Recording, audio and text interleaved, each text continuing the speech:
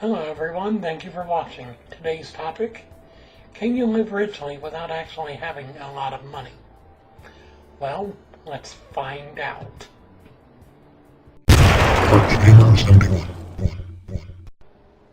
Hello, I am the ArchGamer, and these are my 5 steps towards living a rich life with little to no money.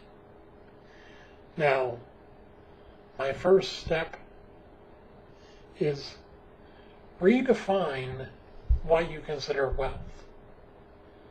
Now, what I mean by that is, we as a society have changed the meaning of the word wealth from what it originally meant. The root of the word wealth actually comes from well-being. So, are you being taken care of? Are you happy? Are you healthy?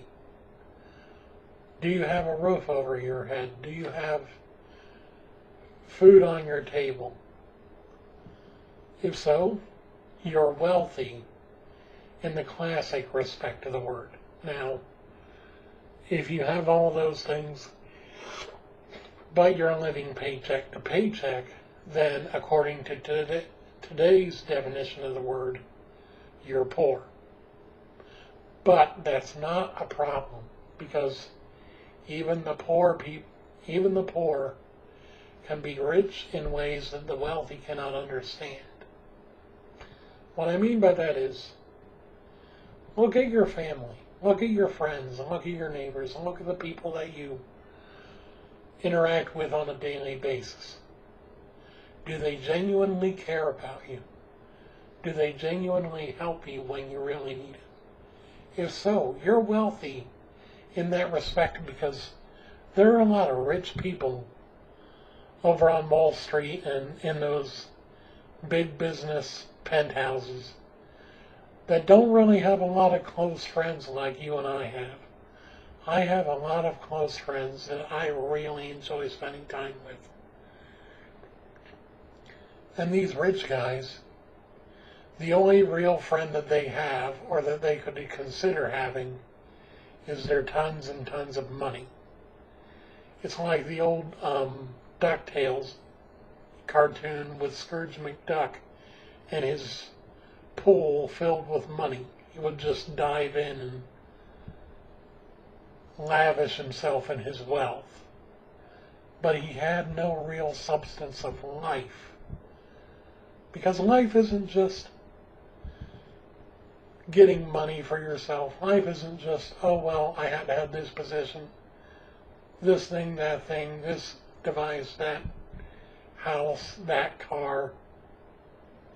If life were all about that, we would be robots just exchanging money between each other. That would be all life would be. But wealth, in my opinion, is measured in experiences with other people. You can have an 18-year life and be the richest man in your age group, because you have been able to do things that most people can't. Because if you were told you had a terminal illness or something, 9 times out of 10, if you can, you're going to go and cross things off of your bucket list, and you're going to experience things that most people won't even get to experience in 70, 80 years of life, because they weren't given that, they don't have that drive to go and actually pursue their dreams. Another thing, step 2. In this day and age, knowledge is still considered power, and in this particular day and age, in the age of information, it is easier than ever to gain knowledge on any practical or even any technical subject. Take this platform, for example. Take YouTube. You have people like Linus Tech Tips and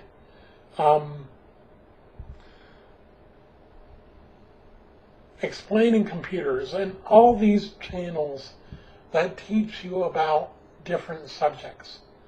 Hell, You have Khan Academy, you have TED Talks, you have the YouTube Creators Academy, which teaches you how to actually do well here on YouTube. There is so much free knowledge at our fingertips.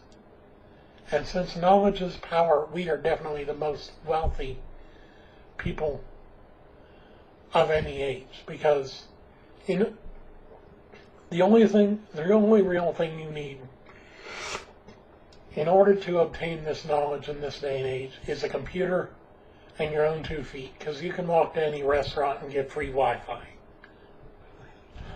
Before I paid for my own internet, I would walk half a mile, 2 miles into town to Tim Hortons to use their free Wi-Fi to get on the internet and learn. In this day and age, knowledge is easier to obtain and more accessible to you and me than ever before, and that is awesome. People can pursue their dreams, pursue their interests, pursue their passions more easily and more readily now than even 5-10 years ago. Because 10 years ago, YouTube was just starting out. And, yeah. TED Talks, who were they back then? But I digress. Step 3, or point number 3. You really have to gauge your own self-worth not by how you feel in relation to your money, but how you feel in relation to your station in life. Do you live in a nice home with the white picket fence and all of that jazz, and yet you feel empty inside? Well, there may be a bit of emotional bankruptcy there because something's missing. You can't just base your wealth, your richness, off of your finances, because you do that, you're going to end up in a very bad place. You have to base it on your self-esteem. And really, your self-esteem reflects on your health, basically. I mean, I'm a big guy.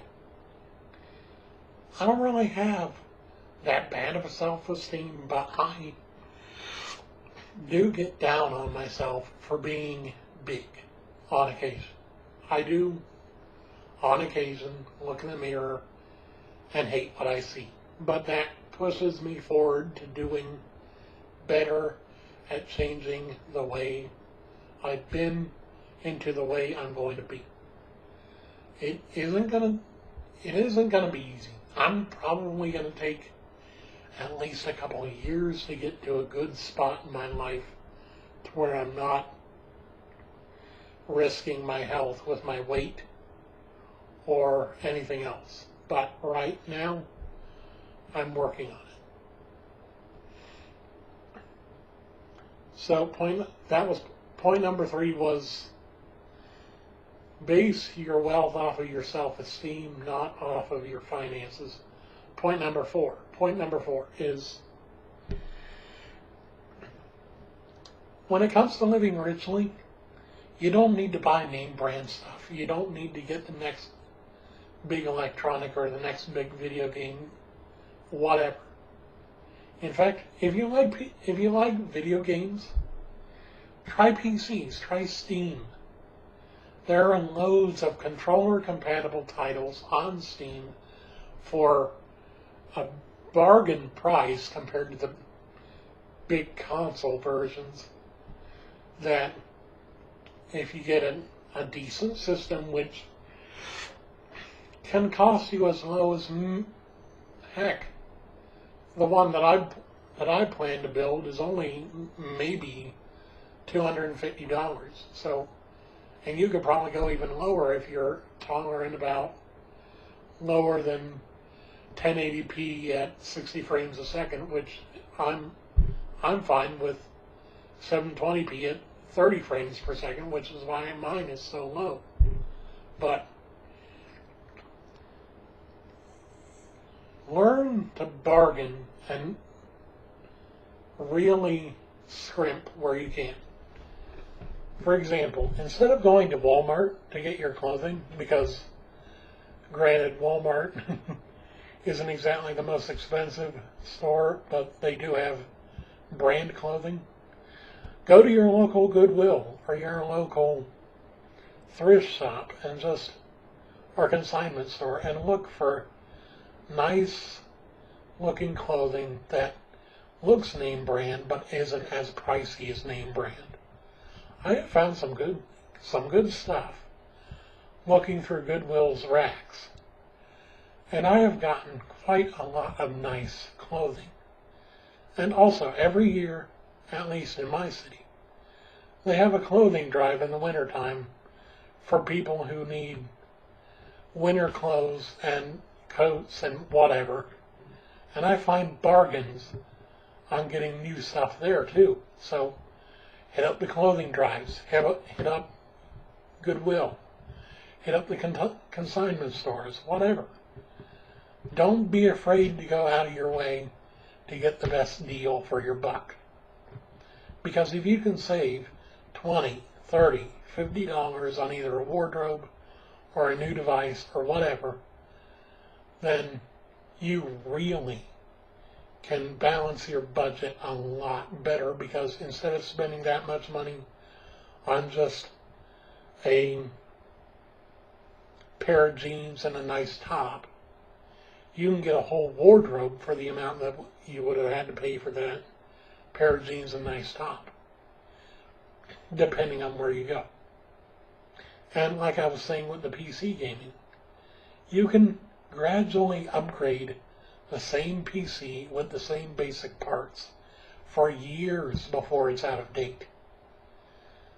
I've heard of friends that have had their base computer for 5-10 years with just incremental upgrades throughout those years to keep it from being a potato.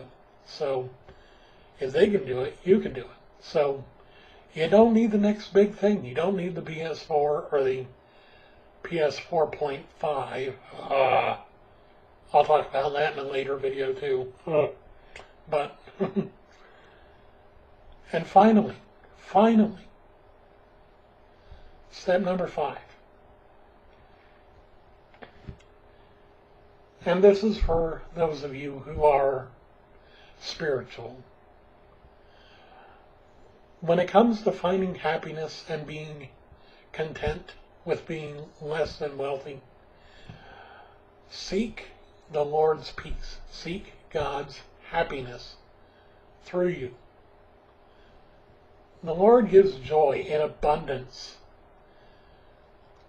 Jesus says, I think it's in Matthew, I come to give you life and to give it to you more abundantly.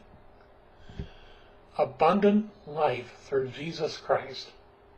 For those of us that have the faith, that is the biggest way that we can live richly on a low budget. The biggest way. Thank you for listening. If you liked the video, go ahead and leave a like, or if you dislike this video, dislike it. If you have thoughts for me, if you thought, well, maybe there's something I missed, or maybe there was an opinion that you had that conflicts with mine, post a comment down in the comments section. I love to read things from you guys, because whenever I read what you guys post, it gets me thinking too. I like to get you guys thinking so that you can get me thinking.